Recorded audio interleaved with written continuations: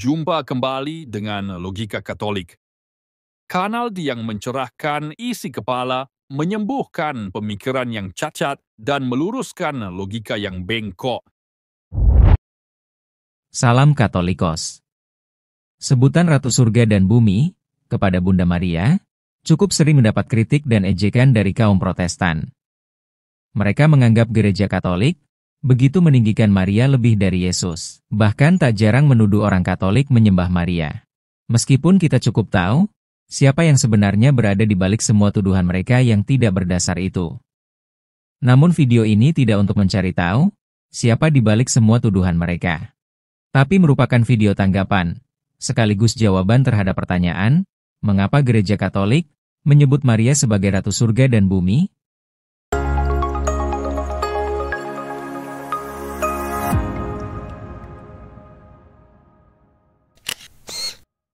Kaum Protestan selalu memiliki masalah dengan sebutan Ratu untuk Bunda Maria. Mungkin cara terbaik untuk menjelaskannya adalah dengan membandingkan surga dengan negara persemakmuran. Sebagian dari kita hidup di masa ketika tidak ada raja. Kita mungkin tidak pernah bersentuhan dengan sistem kehidupan kerajaan atau sistem monarki. Jadi wajar saja jika pemahaman kita saat ini tentang kata ratu adalah seseorang yang memiliki otoritas tertinggi. Padahal itu sebuah kesalahan besar. Sebab ketika ada seorang raja, maka ratu sama sekali tidak memiliki otoritas apapun. Kecuali bisikan kecil ratu di telinga raja untuk memengaruhi suatu keputusan. Yesus adalah raja. Itu berarti bahwa Maria tidak memiliki otoritas apapun atas keputusan-keputusannya, kecuali bisikan kecil Maria di telinga Yesus, seperti mengatakan, mereka kehabisan anggur pada pesta perkawinan di Kana.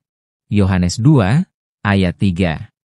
Hal ini sama sekali tidak mengurangi otoritas Yesus sebagai raja, justru semakin menegaskan kepada orang bahwa putranya berkuasa atas segala sesuatu, bahkan raja di atas segala raja. Wahyu 1, ayat 5. Jadi sebenarnya peran ratu ialah mengarahkan orang kepada kuasa dan keputusan raja, bukan sebaliknya. Setidaknya sampai di tahap ini, kita sudah sedikit punya gambaran tentang peran Maria. Tapi bukan ini jawaban yang diinginkan. Sebab jawaban yang diinginkan adalah, mengapa gereja menyebut Maria sebagai ratu, bahkan Ratu Surga dan Bumi? Pertama, karena Maria disebut Ratu Surga dan Bumi, maka jawaban saya mulai dari surga, baru ke bumi, mengikuti pernyataan gereja. Ingat, Gereja Katolik punya prinsip-prinsip yang luar biasa dalam memandang ataupun menafsirkan Alkitab. Salah satu prinsip gereja yang terkenal adalah Novum in vetere latet, et in novo vetus patet. Artinya, perjanjian baru terselubung dalam perjanjian lama, sedangkan perjanjian lama tersingkap dalam perjanjian baru. Jadi mari kita gunakan prinsip ini untuk menemukan jawaban yang alkitabiah. Kitab suci mengajarkan bahwa para kudus di surga akan menerima mahkota kehidupan, terlebih Bunda Maria yang adalah orang kudus yang terbesar. Rasul Paulus mengajarkan bahwa Tuhan memberikan mahkota kebenaran kepada orang-orang yang telah mengakhiri pertandingan dalam kehidupan ini dengan baik dengan memelihara iman. 2 Timotius 4, ayat 8. Jika ini berlaku untuk Rasul Paulus, maka pastilah lebih berlaku lagi untuk Bunda Maria, yang ketaatan imannya terus terpelihara sejak mengandung Tuhan Yesus sampai mendampinginya di kaki salibnya. Kesetiaan Bunda Maria yang bertahan sampai akhir, mendatangkan mahkota kehidupan yang dijanjikan Tuhan. Yakobus 1, ayat 12, 1 Petrus 5, ayat 4, Wahyu 2, ayat 10. Janji mahkota kehidupan bagi orang beriman ini, digenapi secara istimewa dalam diri Bunda Maria. Bunda Maria adalah orang yang sungguh beriman, dan telah lebih dahulu dipilih Allah untuk melahirkan Kristus putranya. Di dalam Maria, dipenuhi janji Tuhan. Tuhan memberikan kerajaan yang mulia, dan mahkota yang indah dari tangan Tuhan, kepada orang-orang yang benar. Kebijaksanaan 5, ayat 16. Kedua, Alkitab menggambarkan Bunda Maria sebagai perempuan yang bermahkota 12 bintang. Kitab Wahyu 12 menyebutkan penglihatan Rasul Yohanes akan surga, di mana terlihat sang tabut perjanjian, yaitu seorang perempuan yang berselubungkan matahari, dengan bulan di bawah kakinya dan bermahkotakan 12 bintang. Wahyu 11, ayat 19, sampai Wahyu 12, ayat 1. Tanda besar di langit itu dengan perempuan tersebut adalah Bunda Maria. Sebab anak laki-laki yang dilahirkannya akan menggembalakan semua bangsa itu adalah Kristus. Ketiga, gambaran ratu di Perjanjian Lama. Kitab suci menyebutkan bahwa ratu kerajaan yang duduk di sebelah kanan raja adalah bunda sang raja, dan bukan istri sang raja. Dalam Perjanjian Lama, seorang raja dapat memiliki banyak istri, tetapi hanya memiliki satu ibu. Tidak seperti negara-negara persemakmuran Inggris atau di Timur Tengah kuno, ibu raja seringkali adalah ratunya kerajaan.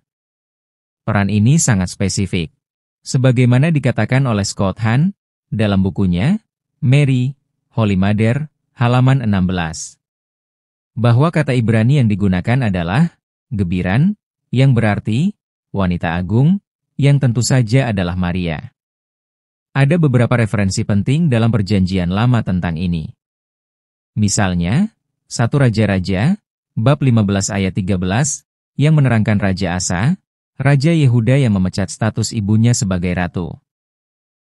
Berikutnya, 2 Raja-Raja, bab 24 ayat 12. Lalu Raja Yoyakim beserta para penasihatnya, para bangsawan, pejabat-pejabatnya, dan ibu ratu menyerah kepada orang Babel. Selanjutnya perhatikan. 1 Raja-Raja, bab 2, ayat 19 dan 20. Maka pergilah Batsheba menghadap Raja Salomo untuk berbicara dengannya demi Adonia. Raja bangkit menyambutnya dan sujud kepadanya. Kemudian, ia duduk di singgasananya. Ia menyuruh menyiapkan singgasana bagi ibunda raja, dan ibundanya duduk di sebelah kanannya. Kemudian, ibundanya berkata, "Ada satu permintaan kecil yang ingin kusampaikan kepadamu, janganlah kau tolak." Raja berkata kepadanya, "Sampaikanlah permintaanmu, ya ibuku, sebab aku tidak akan menolakmu." Kita melihat hal ini digaungkan dalam Perjanjian Baru. Ketika Maria meminta Yesus untuk mengubah air menjadi anggur, dan Yesus melakukannya. Meskipun Yesus bertindak seolah-olah tidak mau melakukannya. Dan kita tahu akhir dari cerita itu. Yesus kemudian mengubah air menjadi anggur, atas permintaan ibunya. Ada yang mengatakan bahwa Ibu Ratu dalam kitab Raja-Raja bukanlah orang baik karena tindakannya. Itu benar. Namun, itu adalah ciri khas Perjanjian Lama. Hampir setiap tokoh dalam Alkitab memiliki kekurangan. Sebagai contoh, Adam adalah orang berdosa, tetapi ia adalah pendahulu Yesus. Daud melakukan pembunuhan dan perzinahan. Nuh mabuk dan telanjang. Musa melakukan pembunuhan. Petrus menyangkal Yesus, dan seterusnya. Saya pikir akan menjadi pengetahuan Alkitab yang buruk untuk mengabaikan peran ibu raja, karena ia tidak menjunjung tinggi martabat jabatannya dalam bagian kitab suci ini. Selanjutnya tentang kerajaan Daud, tergenapi di dalam Kristus. Kerajaan Daud memiliki seorang ibu ratu, dan kerajaan ini akan digenapi dalam Kristus. Mazmur 89, ayat 3 dan 4. Engkau berkata, "Aku telah membuat perjanjian dengan orang pilihanku, aku telah bersumpah kepada Daud, hambaku. Aku akan menegakkan keturunanmu untuk selama-lamanya, dan membangun tahtamu turun-temurun." Lalu Mazmur 2 ayat 9, mengatakan, "Engkau akan menggembalakan mereka dengan gada besi." Kalau merujuk ke dalam Perjanjian Baru, bagian yang memperkenalkan Maria sebagai ratu, dengan 12 bintang sebagai mahkotanya menggambarkannya sebagai perempuan yang melahirkan seorang anak laki-laki yang akan menggembalakan bangsa-bangsa dengan gada besi. Wahyu 12 ayat 5. Selanjutnya dikatakan, bahkan semua orang beriman akan diberikan mahkota. Seperti tertulis di ayat-ayat ini. Kalau semua orang beriman pada akhirnya diganjari dengan mahkota surgawi, maka pasti terlebih lagi Maria, Ibu Yesus. Pertanyaannya adalah, dengan alasan apa Protestan mempersoalkan Maria sebagai Ratu Surga dan Bumi, jika lembar-lembar Alkitab sudah membuktikan dengan terang benderang? Jadi begini. Sebutan Maria sebagai Ratu Surga dan Bumi bukanlah suatu kebetulan, apalagi dianggap hanya karangan gereja Katolik. Itu jelas omong kosong kaum Protestan. Yang pasti, ketidakmampuan orang Protestan untuk melihat peran aktif dan istimewa Bunda Maria dalam karya penyelamatan Allah bagi manusia. Mengapa? Alasannya sederhana. Iblislah yang mengelabui mata dan hati Protestan, sehingga memunculkan sikap tidak suka terhadap Bunda Maria. Apapun yang terkait dengan keistimewaan Bunda Maria, akan dirongrong habis-habisan oleh Protestan. Namun kitab suci amat jelas, menubuatkan siapa menginjak kepala ular, sebagai simbol iblis di Kejadian 3, ayat 15. Dialah Bunda Maria, Ibu Yesus, Ratu Surga dan Bumi, yang menginjak kepala iblis.